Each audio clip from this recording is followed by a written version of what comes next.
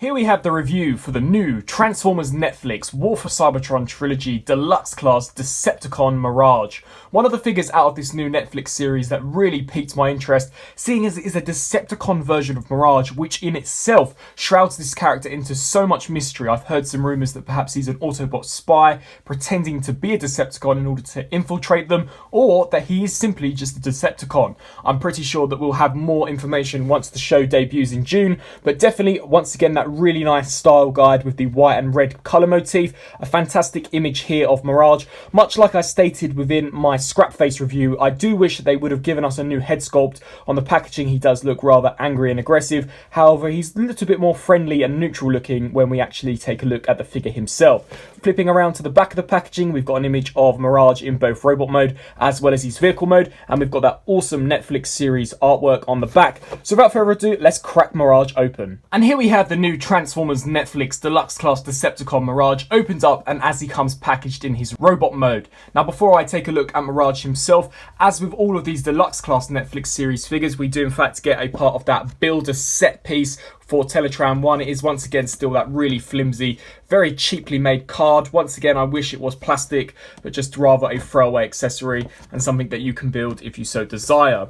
Here we've got the Decepticon version of Mirage fighting against the original version. I just thought that would be quite a cool opening intro shot.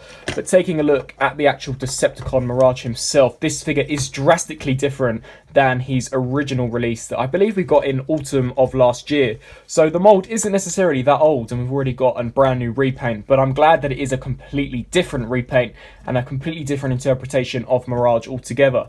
I really do like the darker blue that they've used and the darker purple. It really contrasts rather nicely and definitely does give you that Decepticon vibe. Taking a look at some of the details, you can see that the main helmet section has been painted in a really nice purple colour. We've also got quite a nice gunmetal for the face and a nice yellow paint app for the eyes. I do like this whole torso region as well, with the darker section that bleeds into the more palish blue, the Decepticon insignia, which is a first for the character of Mirage. Some nice weathered damage on the actual shoulder sections, which become the rear spoiler for the vehicle mode. I think that Hasbro have got the battle damage nailed on these new Netflix figures. Definitely a lot more better than what we got on the Siege figures. I think the battle damage on these look a lot more authentic than those original Siege figures. Turning to the whole crutch plate as well, we've got a nice purple paint app with some darker paint in order to give you the illusion that it is in fact scuffed, and this faux spoiler piece too has also been painted in that same burnt out, faded colour scheme. And as we turn to these sections, these are in fact hard plastic rather than the transparent plastic that we got on the original versions. And these, I believe, have been cast in a grey plastic with a nice purple paint scheme as well as some black paint. Really nice silver feet as well, and some silver detailings here. The guns and the weapons are completely unpainted. There is no variation in colour, much like we got with the original version of Mirage. Just bringing them out for comparison very quickly, you can see that their colour scheme is much different, and you can definitely tell that this new version is a lot eviler than its predecessor. I just think the colour scheme really works well for this Decepticon variant. I do wish perhaps we could have had some more colour variation in the actual missile section itself. This one had the black holster with the actual missile itself being grey. I like the darker grey plastic that they've used for this main weapon though. You can see it is darker than the original version. Just giving you a comparison shot between the two. Drastically different in terms of their colour scheme. I cannot wait for this Netflix series to debut. I really do think that it will be a fresh start for some of these animated Transformers shows, and I hope that it is up to the same quality of Transformers Prime. So without further ado, let's get Mirage fully transformed up into his Formula 1-esque vehicle mode and take a look at some of the comparisons in that mode.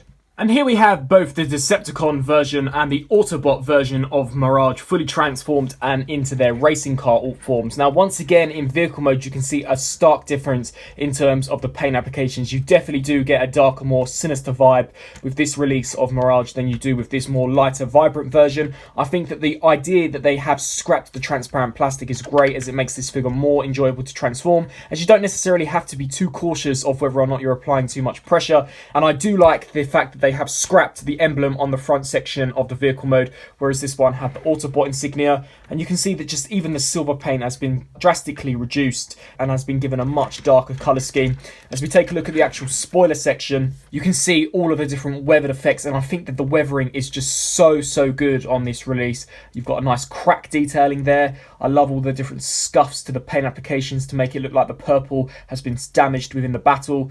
And you can see that this lighter blue has also been given a nice battle damage effect towards the top section. As we flip around to the back, we've got that faux area that we saw for the chest, but just a really nice looking figure, and giving you a side-by-side comparison of how these two look with one another.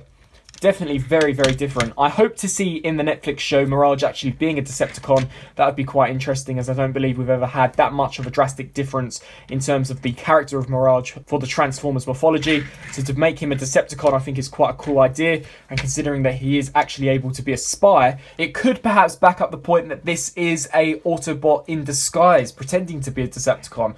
Mirage infiltrating the Decepticons, that could definitely work as well. We'll just have to wait and see until the Netflix series debuts. But definitely a really nice repaint, and out of all of the repaints I've taken so far, I think that this is probably the best one before we start to get a little bit less creative with the paint apps. The final three figures that I'll be taking a look at, Chromia, Hound and Sideswipe, those are very similar to their Siege counterparts, whereas this guy, Megatron, Hotlink and Scrapface are all major departures. So it'll be quite intriguing to see what they have planned for the rest of the line, and whether or not they'll start giving us some new molds. But really a nice repaint, and I'm definitely glad to have this figure in the collection. So be sure to let me know down in the comment section below whether or not you enjoyed this review. If you did, please be sure to let me know. And until my next review, I'll see you there. Thanks for watching.